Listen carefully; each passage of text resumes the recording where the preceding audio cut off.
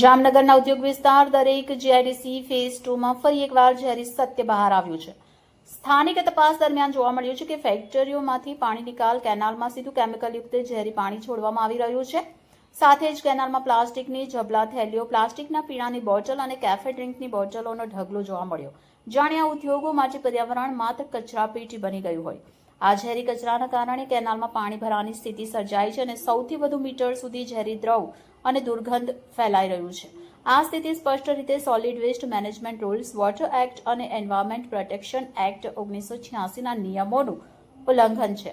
વિશેષ તપાસમાં જાણવા મળ્યું કે કેટલાક ઉદ્યોગ એકમો પાસે ઈટીપી હોવા છતાં તે ચલાવવામાં આવતું નથી અને ઇન્ફ્લુએન્ટ ફિલ્ટર પ્રક્રિયા વિના જ સીધું કેમિકલ મિશ્રિત પાણી કેનાલમાં છોડવામાં આવે છે। આ પાણી અંતે રંગમતી નદીમાં મળી દરિયાઈ પ્રવાહ મારફતે સમુદ્ર સુધી પહોંચે છે, જે નદી અને દરિયા બંનેને ઝેરી બનાવી રહ્યું છે।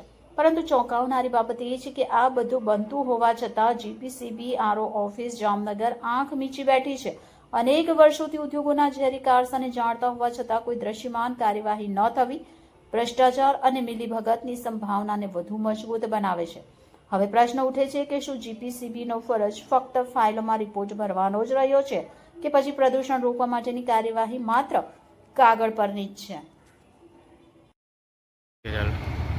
આજરોજ આ દરેડ જામનગર જીઆઈડીસીમાં સાઇટ વિઝિટ માટે અમે આવેલા। અમને કમ્પ્લેન હતી કે આ કેનાલમાં ખુલ્લી ગટરમાં પાણી છોડવામાં કેમિકલ પાણી છોડવામાં આવે છે અને અસંખ્ય જબલા પ્લાસ્ટિક થેલી અને બોટલો છોડવામાં આવે છે।